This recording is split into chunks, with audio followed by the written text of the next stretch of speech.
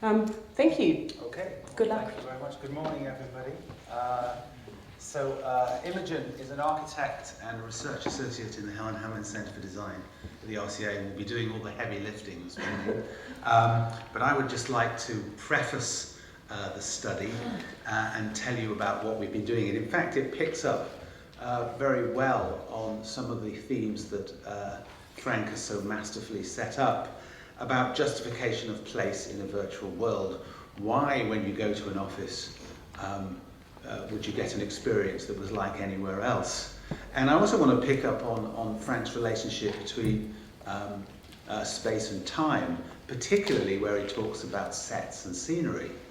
And who better at sets and scenery than theatre designers who really do understand how to create for a short temporal passage, for a short period of time, a couple of hours, in the hands of a theatre designer. They're very skilled at creating emotion, creating a culture, supporting a particular set of behaviours, and making you believe things. And these are skills that are going to become, we believe, very important in the 21st century. So, as in all good theatre things, you have a prologue, you have acts. So the prologue is really about the state of current office design. And we know that there is a move towards just-in-time workplaces and the lean office, and so clean desk policies, the office is a machine for working in, comes out of the Taylorist tradition that Frank was talking about. And what we have is something in which people are units of production, but they are psychologically impoverished. And of course there are plenty of offices like this, but there are also architects and designers around the world are trying to create more expressive offices, often using fantasy and metaphor. This is Quicksilver in California, their corporate headquarters, which uses a boardwalk and the idea of the beach hut to go with the apparel and products that they're selling. And there are plenty of examples of narrative offices around the world. The trouble with these is that they're one-offs. They're very expensive to build and to replicate, and they are quite inflexible when they're built. And so the question for us was, could we try and develop, could we think about a new way of approaching emotion and mood and a heightened experience in the workplace, but using a very simple kit of parts to get there? We all know, we all know from all the evidence tells us that if you put an animal in an empty cage, a bare cage, they will either go mad or lie down with apathy. And those are the two common states of most workers in most offices. Why do we insist on still putting our workers in these kind of cubicle spaces, which are psychologically impoverished? And we began to think very hard about notions of comfort. And we were particularly interested in a French-Canadian environmental psychologist called Jacqueline Weischer, whose work some of you will know. And she came up with 3 different types of comfort in the workplace. And the basic kind of threshold of comfort is physical comfort. The building is habitable, that you're not freezing cold when you're in the building, or you're not boiling hot, you're not going to get your eyes poked out by something sharp as you walk down the corridor. And most office buildings, in fact all office buildings, kind of meet those basic criteria because of health and safety rules. And then the next level up is the level of functional comfort. The building's habitable, but let's tailor the building, let's tune the building up for the things that the organisation needs to do. And this, of course, then deals with issues of visual comfort, is there enough light, thermal comfort, air quality, and so on. And office designers have tended to operate at this level of functional comfort, and a lot of office designers have done it extremely well. So far so good. But nowadays why we come to an office when we have so much networking technology to work anywhere at any time. We are moving up the hierarchy of needs into the area of psychological comfort. And this is where we talk about things like belonging to the organisation, well-being, ownership, territory, privacy, identity, self-actualisation, and all of that kind of thing. And this is the area where office designers have been quite weak traditionally. And it's interesting about the differences between workplaces which are psychologically enriched and psychologically impoverished. And one of the starting points for our project was a study by the environmental psychologist Craig Knight. And he did a study in which he got a sample group of workers to carry out a series of written tasks in a particular environment. And the written tasks, you had to read and correct a script and answer questions and pay attention. And people had to do it in 3 different environments. The first one was a lean environment, so it's just a basic box office with nothing on the walls. And then the next environment was enriched with pictures and plants. And then the third environment was empowered, where people could come in and before they did the task, they were given pictures and plants and they could arrange the room however they wanted. And the results were very, very interesting. Productivity went up. The more control you gave people over their space, productivity went up and errors went down. And then there was a fourth condition in which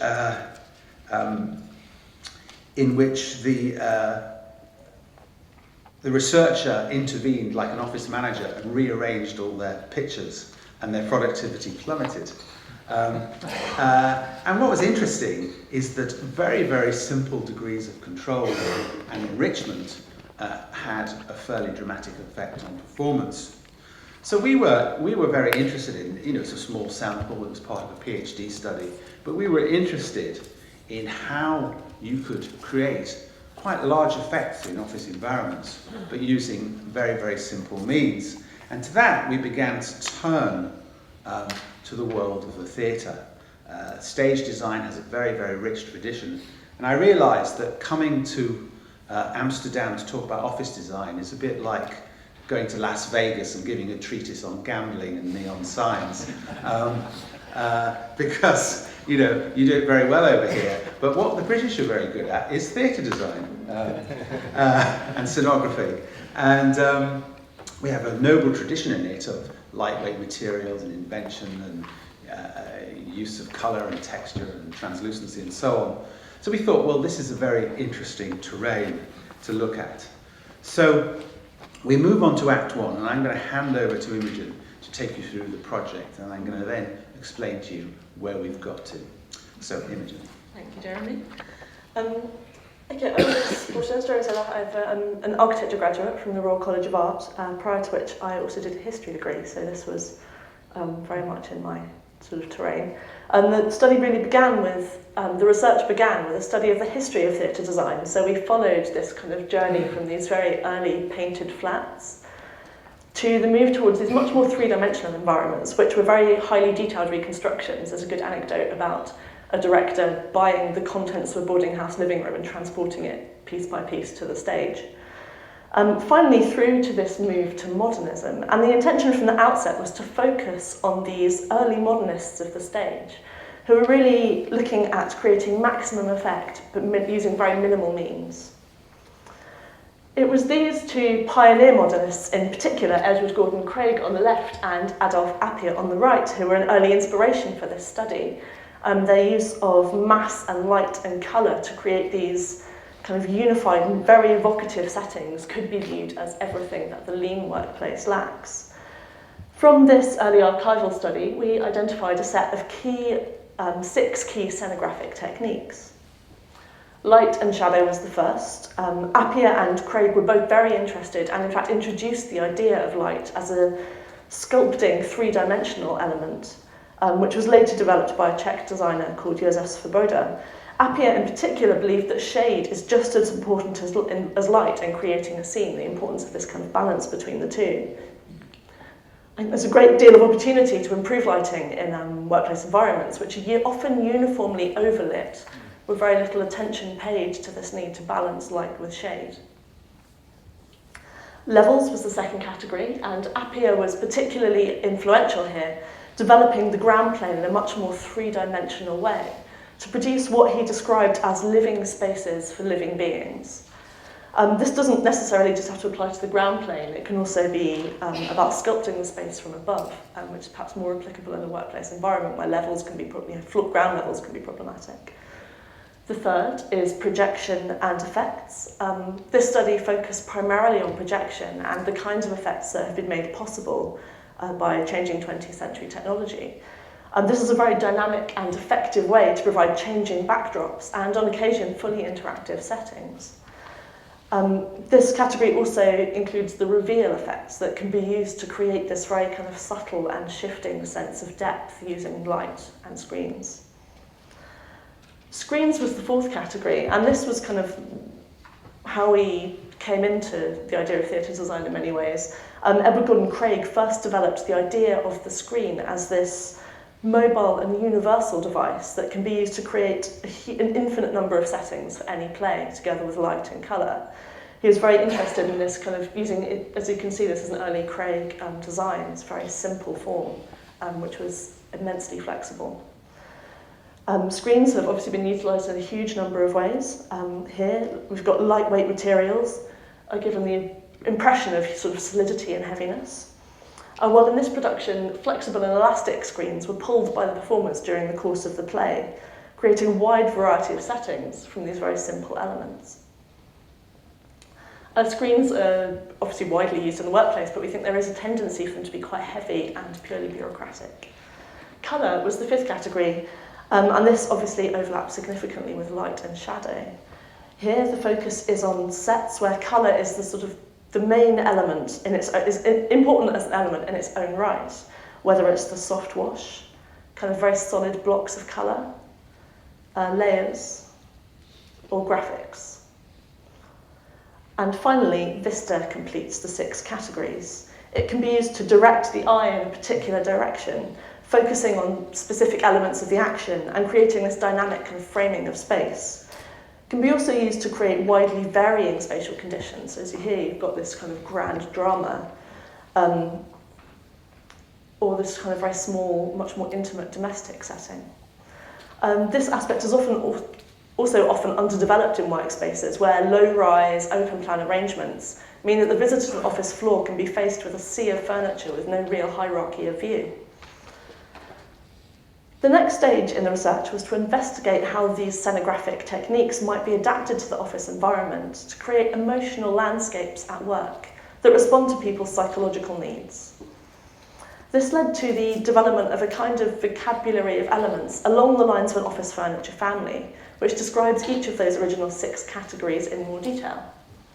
Light and shadow was the first, with directional from left to right, top, side and backlit.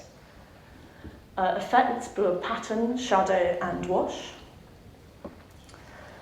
Levels includes regular steps, irregular steps, ramps and podia. Projection and effects became backdrop, accent, transform and reveal. Colour was screens was movable, top hung, malleable and static or scenic. Colour was graphic, saturate, layer and wash. And finally, the elements in vista became expanse, perspective, frame and depth. These obviously don't cover every weapon in a set designer's arsenal and aren't intended to be reductive, but we were trying to capture key techniques and ideas in a very clearly legible way and pull out the ones that might be most applicable to workplace settings. The next stage of the research involved starting to expose this theatre vocabulary to design practitioners to gather feedback and develop the ideas behind the project. We visited Hayworth's headquarters in Michigan to develop a level of international buy-in and presented the work to several architectural practices in New York. And the key piece of user research took place over the course of Clerkenwell Design Week in London in May 2012. Here, nearly 60 people attended a series of workshops held over 3 days, providing a valuable and in-depth opportunity to kind of test the clarity and appeal of these proposals within that design community.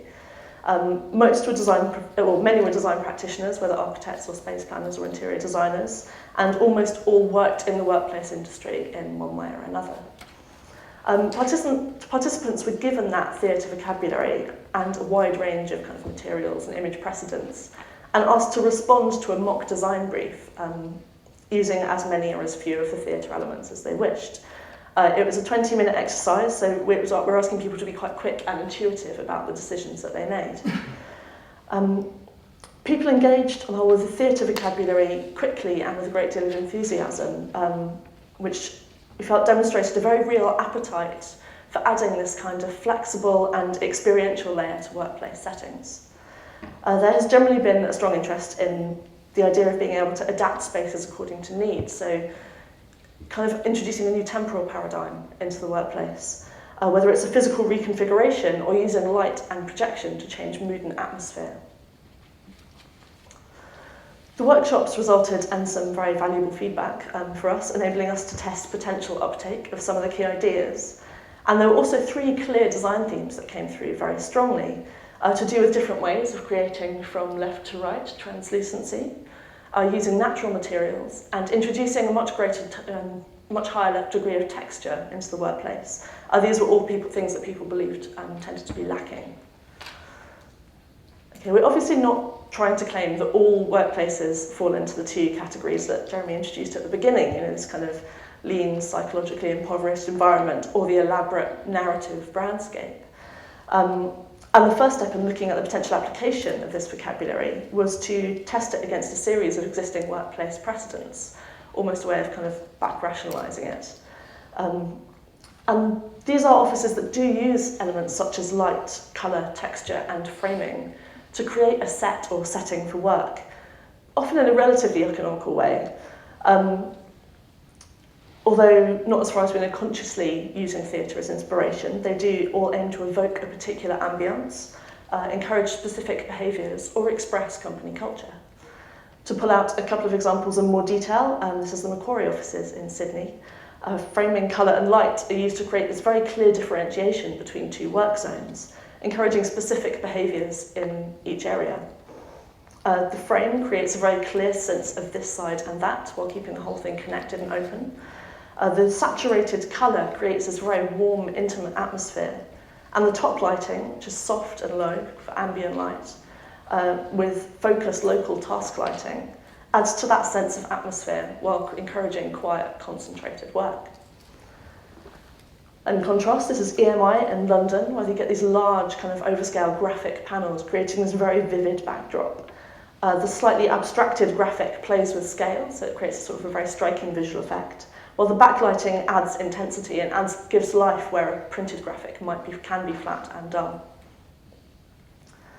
The next step was to go back to this lean space and quite literally collage elements of various theatre sets into that kind of blank white environment. They shouldn't be read necessarily as serious proposals, and this came from The Lion King. The exercise underlines the difference that a few very simple moves can make to the look and feel of that space. And I think that enriching an environment does not necessarily have to be complicated or expensive. Many of the resulting images make for believable looking offices, I think highlighting the applicability of some of these ideas to the workplace environment. What we've really been trying to get to throughout this research is a set of proposals for ways in which we can create richer, more human workspaces, but using this modular set of stage componentry that is akin to systems furniture, but has a much higher degree of expressive flexibility. And the final stage of the work was to develop a series of scenes to explore the ways in which this might be applied, made as little stage set models. Scenarios were chosen to cover a range of work styles and settings, and focusing on the ways in which one space might become a stage for multiple settings. I'm just going to take you through a couple, and they're really just an initial illustration of some of the ideas contained within the vocabulary, and we hope that they'll give people something to think about. The first setting was looking at very traditional allocated desk-based working, in which people might be seated in teams but carry out most of their work on a more individual basis. Here you have lightweight top-hung screens, are used to provide this kind of flexible and adjustable boundary, while the lighting can change from general ambient light to much more focused task lighting, perhaps coming up to a deadline. Backlit silhouettes inside the meeting room, which can be closed off, let people know when the space is occupied. This scenario looked at more collaborative, team-based working environment that provides a greater range of settings.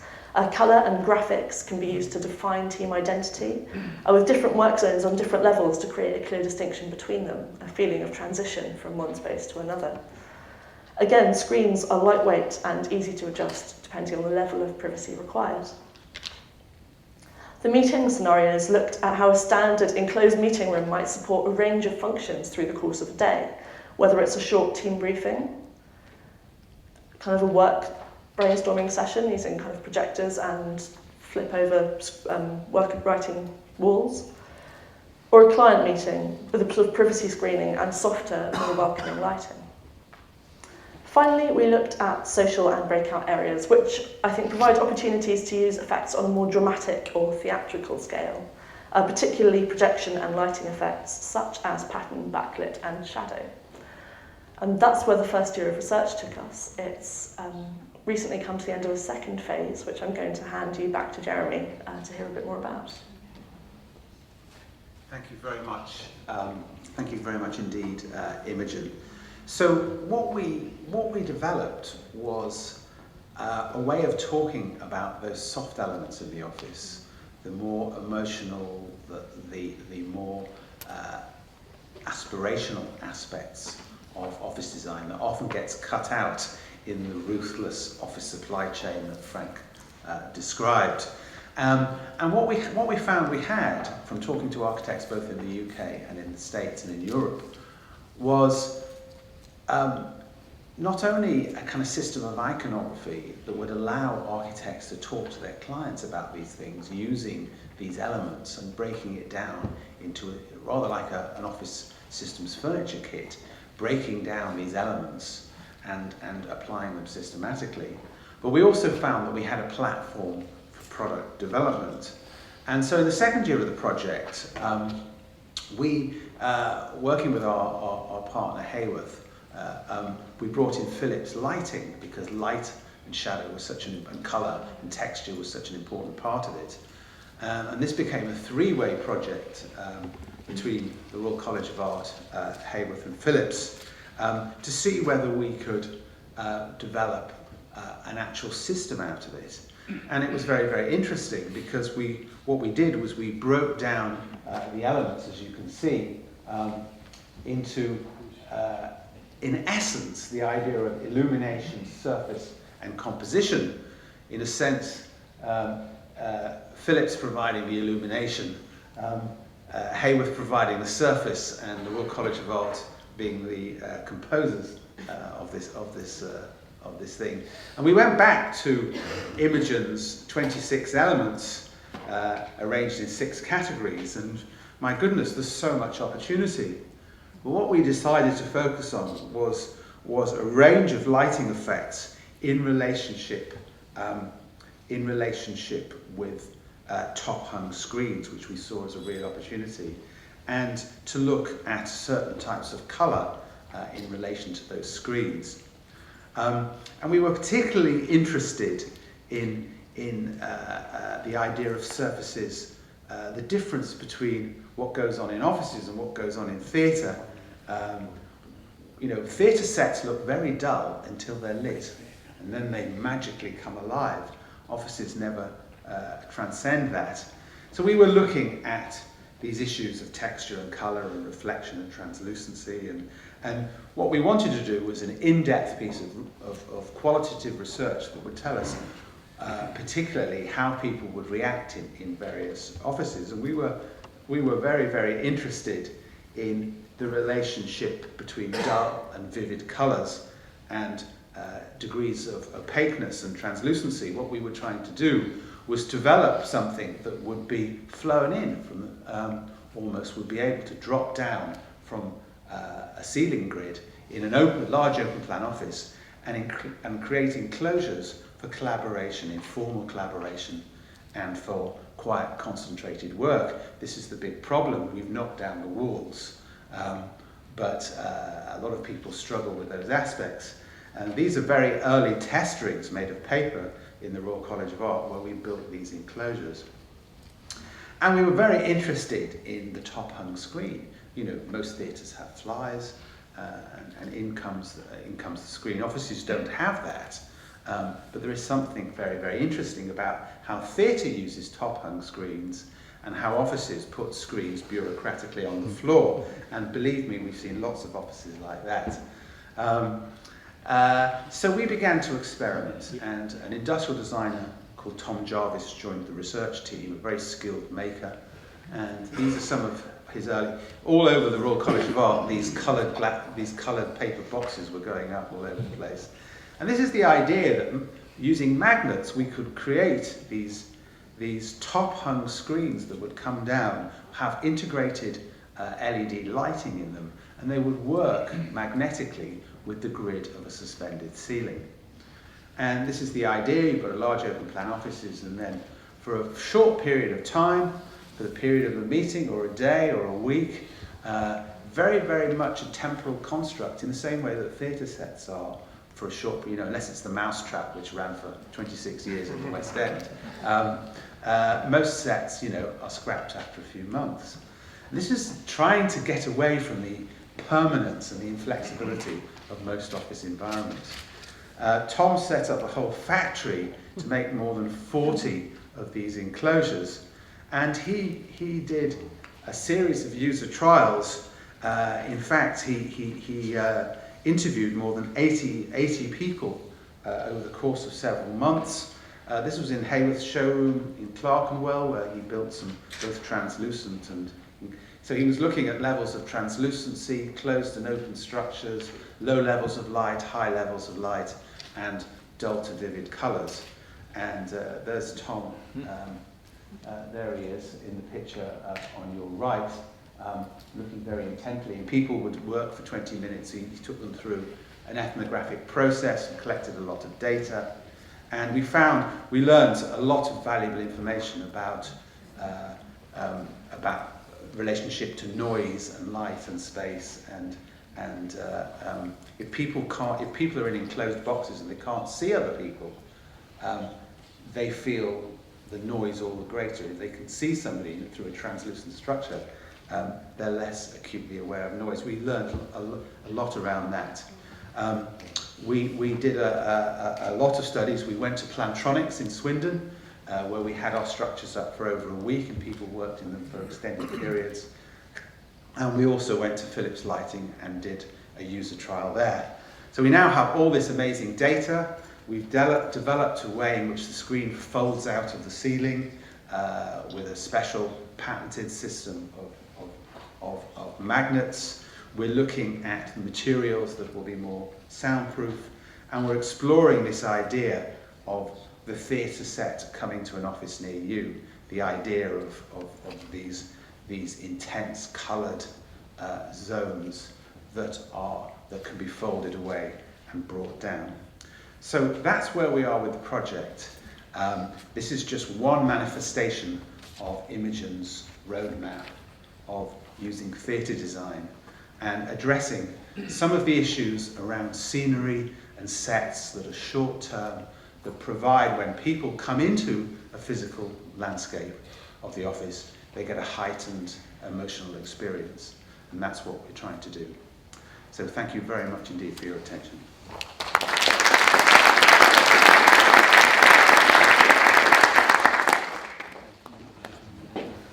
Thank you, Jeremy and Imogen. I believe we have 5 minutes for some questions. Would that be all right with you? Absolutely, yeah. All right. Do we have any questions? Yeah. Yes. Could you please stand up and state your name and company? Hi, Ben Munn from Regis.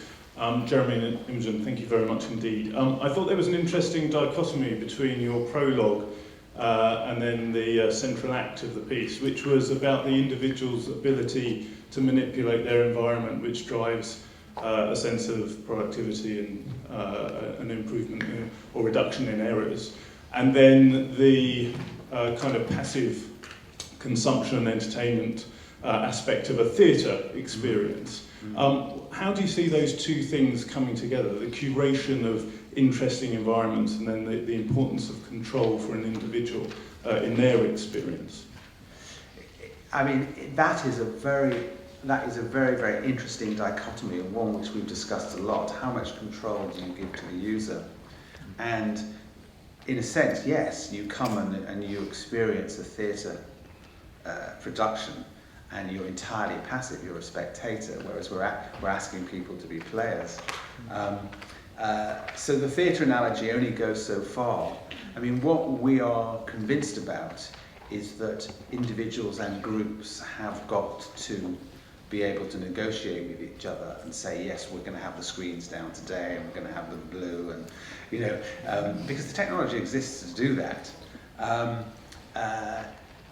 One of the pieces of feedback we got through our very extensive kind of architect user engagement is that you cannot, one man's meat is another man's poison. So, one person might decide that they want, a dolphin, playing on a wall with projections, another person will be driven mad by it. We have done some experiments by putting falling walls of water into offices. Some people thought it was soothing, and other people said it made them want to go to the toilet all the time. So there is a problem when you do something that is not bland and vanilla. Some people will react, and it is who has the control of these effects. And we haven't really kind of worked that out. But I think you could have a project team that could take over a space for a project and say, well, we're going to have these technologies and these effects. Another question over here. And I believe later on we'll be seeing a video of a building in close to Utrecht, which uses a lot of the features that you're doing. Hi, my name is Paul van Meijeren from Johnson Controls. I just wanted to ask the question, when did you start working with Philips Lighting on this whole illuminative panels for their workplaces? About a year ago. Yeah. So Hayworth, they're a partner of Hayworth, and they're developing things in Europe. And we decided to, light was such an important part of Imogen's study, and everything is animated by light, so we brought in a lighting partner. Yeah, because the reason I'm asking, I spent the last 7, 8 months at Philips, and they refitted their whole corporate headquarters in Amsterdam. And you can actually really see that some of the story you've been telling, they've integrated in that office. Oh, they've been listening. Yeah, that's interesting. So I'm quite pleased because they gave us a really hard time. But it looked like they have been brought on board. So do you see some interesting places with some panels that they can move with textiles, but also different sort of lighting in different spaces. Yeah. And especially the lighting floor is the best one out there. So I think they were listening to you. Yeah, it's good. That's really it's good. I mean, they're doing a lot of work around melatonin suppression and changing the light scenes during the working day, depending on what's happening with the weather outside and the time of the season. They're very interested in all the circadian rhythms. And this plays to that. So you can have things, to go back to the first question, you can have things that are happening in the office and changing that people aren't necessarily aware of or having to make decisions about. Because one of the big criticisms of what we were suggesting was that most people, when they get an office chair, they leave it on the factory setting, So, people are too busy to start adjusting their workplace. Anyway, there's questions at the back. I believe Frank's got a question as well. Thank you. I wonder whether you shouldn't extend your work into two areas, parallel areas, I think, which are relevant. And one is institutional invention. What forms of organisation are we talking about? Are we talking about a hierarchical-led civil service kind of organisation? Or are we talking about something like the Hub in London, where people use space and time in a very fluid way? So that's institutional invention. The other thing is, could you extend your ideas onto the urban scale? As interstitial spaces between buildings, which would take us back to the Renaissance and the Middle Ages, perhaps. Yes. I think you could, and it's interesting that you bring up the city, because while Tom's been continuing the living stages research over the last year, I've been working on a second phase called Living Cities, which is exploring what the workplace and the spaces around it can learn from temporary urban events. So kind of continuing this idea of flexible temporal space, kind of high impact, low cost, and the ways in which you can create those spaces and make things happen. So perhaps you'll hear a bit more in detail about that as the study concludes. I mean, what's interesting is, how can you put up a market in London on a Saturday for 3,000 people, which does huge amounts of commerce and moves people through and sends all the right messages and creates a great environment, and then you go back in the evening, it's gone.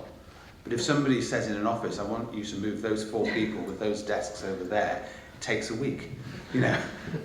Why? And it comes back to the supply chain and how things are organised. All right, thank you for that. We will take a 5-minute break. We ask you to please stay in this room.